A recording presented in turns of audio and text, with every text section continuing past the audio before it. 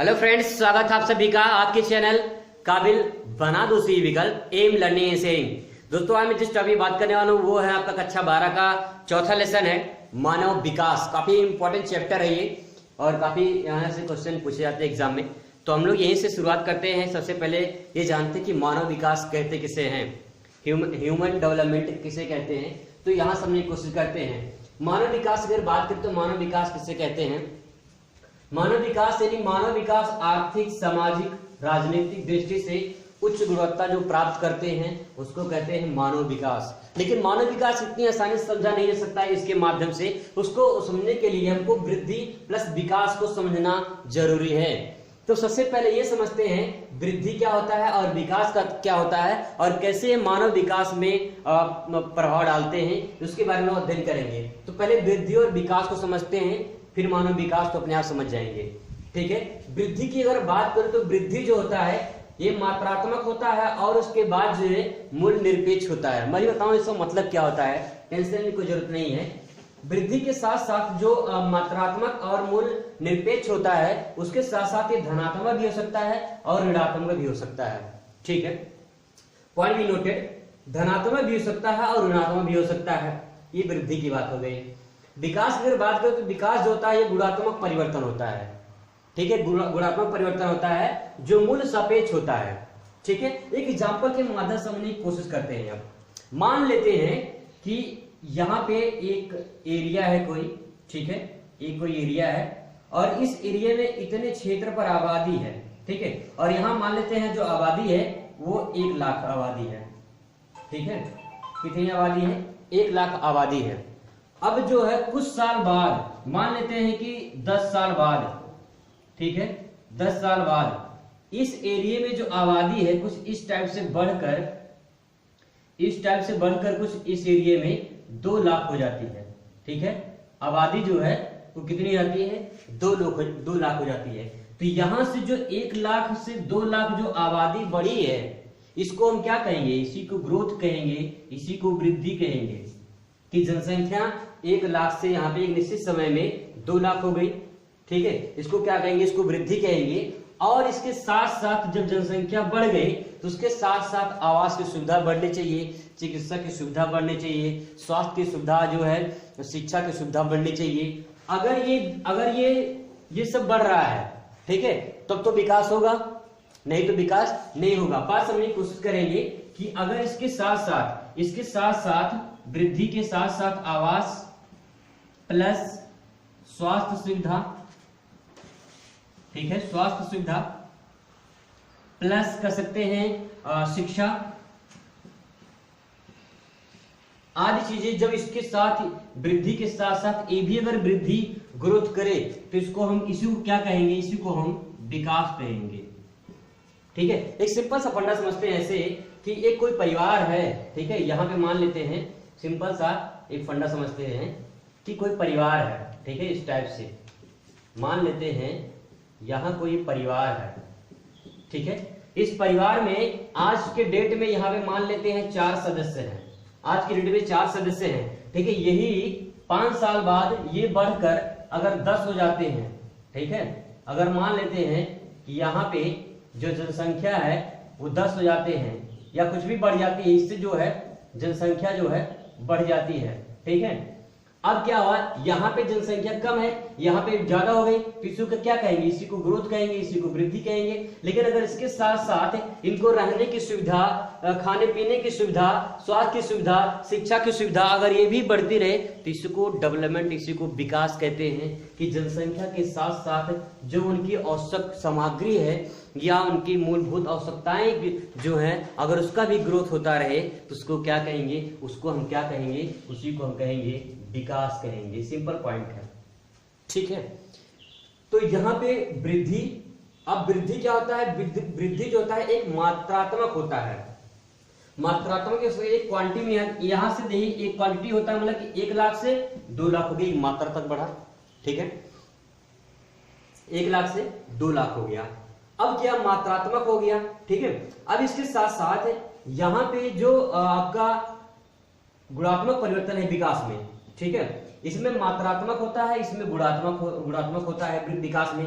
तो विकास में अगर इसका जनसंख्या यहाँ पे 2 लाख है, तो इन 2 लाख की जो जनसंख्या है उसकी अगर मल्टीप्लाई, अगर विकास ना हुआ, डेवलपमेंट ना हुआ उनके इन जो 1 लाख जनसंख्या है, तो विकास नहीं हो पाएगा।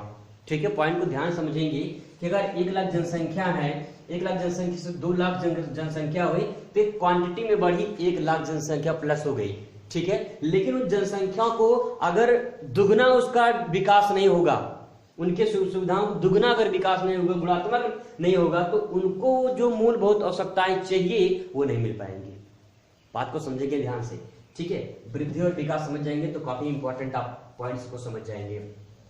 अब वृद्धि की अगर बात करें तो वृद्धि बात हो गई, मात्रात्मक होता है, मूल निरपेक्ष होता है। ठीक है, मूल निरपेक्ष मतलब यूं कह सकते हैं कि जैसे मान लीजिए एक कार है, ठीक है, एक कार है, इस कार को चलाने के लिए पेट्रोल की आवश्यकता पड़ेगी। ठीक है, पॉइंट को ध्यान समझेंगे, मूल निरपेक्ष, इस कार को चलाने के लिए पेट्रोल की आवश्यकता पड़ेगी। ठीक है, पेट्रोल का दाम बढ़ सकता है, घट भी सकता है, यानी धनात्मक भी हो सकता है, ऋणात्मक भी हो सकता है। ठीक है, ऋणात्मक भी हो सकता है, तो लेकिन कार की डिमांड क्या होगी, कार की मांग जो होगी वो तो बढ़ेगी। ठीक है, पॉइंट समझेंगे। तो मूल निरपेक्ष होगा कि कार का जो कार है, कार को चलाने के लिए पेट्रोल चाहिए, लेकिन पेट्रोल का दाम बढ़ेगा या घट भी सकता है, यानी धनात्मक भी हो सकता है, ऋणात्मक हो सकता है। और मूल निरपेक्ष अर्थात हो सकता है कि उसकी मांग जो है घटेगी बढ़ेगी भी, यानी प्लस भी होगी और माइनस भी होगी। पॉइंट यही पे, ये पॉइंट अगर समझ जाते हैं तो आप कुछ हद तक समझ जाएंगे। अगर बात करें विकास की, विकास जो होती है गुणात्मक होता है। ठीक है, जैसे कि गुणात्मक मैंने बताया कि आपको, जैसे कि यहाँ पे जनसंख्या इतनी थी, यहाँ पे जनसंख्या अगर बढ़ती तो उनकी जो मूलभूत आवश्यकताएं हैं अगर उनको दुगना आनकर उनको जो आवश्यकताएं अगर पूर्ति ना हो तो विकास नहीं कहलाएगा। उनको आवश्यकताएं दुगनी रफ्तार से उनको जो आवश्यकताएं की पूर्ति होनी चाहिए। ठीक है, तो यहाँ पे इस बात को समझाने के लिए, इस मानव विकास समझाने के लिए वृद्धि और विकास समझना बहुत जरूरी है। ठीक है, अब हम लोग बात करते हैं कि मानव विकास की इस पे, तो फ्रेंड्स हम लोग बात करने वाले हैं अब मानव विकास के 4 स्तंभ। जिस प्रकार से एक चेयर होती है उसके 4 पैर होते हैं, चारपाई होती है उसके 4 पैर होते हैं। अगर 4 पैर में एक पैर काट दिया तो लड़खड़ा जाएगी चारपाई या कुर्सी। उसी प्रकार से मानव विकास के 4 स्तंभ होते हैं जो काफी इंपॉर्टेंट होते हैं। उस 4 स्तंभ को जानने की कोशिश करते हैं हम लोग। बात करते हैं मानव विकास के 4 स्तंभ। पहला समता। समता क्या है? समता को हम समानता भी कह सकते हैं। समता को यूं कह सकते हैं कि समानता किसी भी मानव को, चाहे लिंग के आधार पर, ठीक है, या धर्म के आधार पर या जाति के आधार पर कोई भेदभाव ना किया जाए। यूं कह सकते हैं कोई भेदभाव ना हो, उसे हम क्या कहेंगे? समान कहेंगे, समानता कहेंगे। ठीक है, मतलब किसी भी कोई मानव को किसी भी जाति से संबंधित, लिंग से संबंधित, धर्म से संबंधित कोई भेदभाव ना हो, ठीक है, तो उसको समता कहेंगे। यानी मानव विकास में वो भागीदारी हो सकता है, तभी तो स्तंभ होगा वो समता। ठीक है, अगला पॉइंट है सतत पोषणीय विकास। सतत पोषणीय विकास को अगर ऐसे समझे कि एक सिंपल एकदम नॉर्मल चीज समझते हैं, रट्टा नहीं मारना है, रटना नहीं, समझना है, खुद को काबिल बनाना है। तो क्या करना है? मान लेते हैं एक पेड़ है, सिंपल पॉइंट समझते हैं। एक पेड़ है, आप यहाँ पे खड़े हो इस टाइप से, ठीक है, आप इससे ऑक्सीजन ले रहे हो, इससे फल ले रहे हो, इससे छांव ले रहे हो, ठीक है। अगर इस पेड़ को यहीं पे काट देंगे तो क्या जो आपकी आने वाली पीढ़ी है क्या इसका यूज कर पाएगी? तब आंसर होगा कि इसका यूज नहीं कर पाएगी। ठीक है, इसका क्या होगा? इसका यूज नहीं कर पाएगी।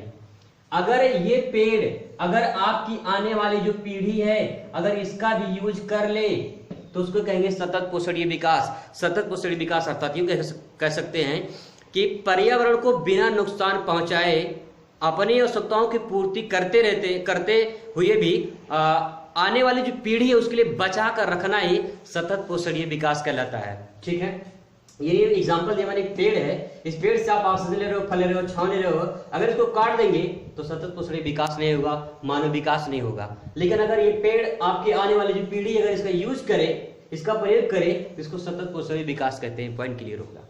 बात करते हैं उत्पादकता। उत्पादकता मतलब ये कि मानव की श्रम को, उत्पादकता को बढ़ाना, ये कर सकते हैं कि मानव की जो श्रम आवश्यकता है उसकी पूर्ति को अगर बढ़ाते हैं तो उसको मानव विकास के श्रेणी में उसके एक स्तंभ माना जाएगा। ठीक है, इस सिंपल समझते हैं। जैसे मान लीजिए कि एक फैक्ट्री है, कंपनी है, इसमें इस कंपनी में काम करने के लिए 100 मजदूर चाहिए। ठीक है, 100 मजदूर चाहिए। अगर इस 100 मजदूर में से अगर 10 मजदूर ही मिले इस कंपनी में काम करने के लिए, तो क्या इस कंपनी में काम होगा, विकास होगा? विकास नहीं होगा। ठीक है, तो इसको करने के लिए मानव श्रम की उत्पादकता जो है वो बढ़ानी पड़ेगी। ठीक है, तभी डेवलपमेंट होगा एक देश का। तो अर्थव्यवस्था यहाँ देखने के लिए हमको मानव श्रम की उत्पादकता को बढ़ाना पड़ेगा। बात करते हैं सशक्तिकरण। सशक्तिकरण मतलब कि मानव की शक्ति को बढ़ाना। ठीक है, मानव की शक्ति को बढ़ाना। और शक्ति कैसे बढ़ेगी? जब हम स्वतंत्र होंगे। सिंपल सा फंडा है, जब हम क्या होंगे, स्वतंत्र होंगे, तभी उसकी शक्ति बढ़ेगी। ठीक है, यानी मानव को अगर उसकी शक्ति बढ़ेगी, मानव अपने आप का स्वतंत्र है, आजाद है, तो विकास में भागीदारी हो सकता है। अगर गुलाम है तो भागीदारी नहीं हो सकता डेवलपमेंट में। ठीक है, तो पॉइंट ये क्लियर हो कि मानव की अगर शक्ति, अगर उसके शक्ति को बढ़ाना है तो सबसे पहले वो स्वतंत्र होना चाहिए। ठीक है, अगर स्वतंत्र होगा तो जाहिर सी बात है उसका क्या होगा, मानव का विकास होगा। यानी यूं कह सकते हैं कि सिंपल सा कि मानव विकास यहाँ पे होगा। ये 4 स्तंभ है जो काफी इंपॉर्टेंट स्तंभ है। अब अगला पॉइंट हमारा रहेगा मानव विकास के उपागम। काफी इंपॉर्टेंट पॉइंट है ये। आपसे मुलाकात होगी अगली वीडियो में मानव विकास का उपागम, इस पे हम लोग अध्ययन करेंगे। ठीक है, आपको ये वीडियो कैसा लगा आप इसे कमेंट कर सकते हैं। और अगर आपको कोई डाउट हो तो कमेंट करके पूछ सकते हैं। इसका डाउट आपको अगली वीडियो में मिलेगा। आपसे मुलाकात हुई अगली वीडियो में। तब तक के लिए खुश रहिए, मस्त रहिए और पढ़ाई में व्यस्त रहिए। धन्यवाद।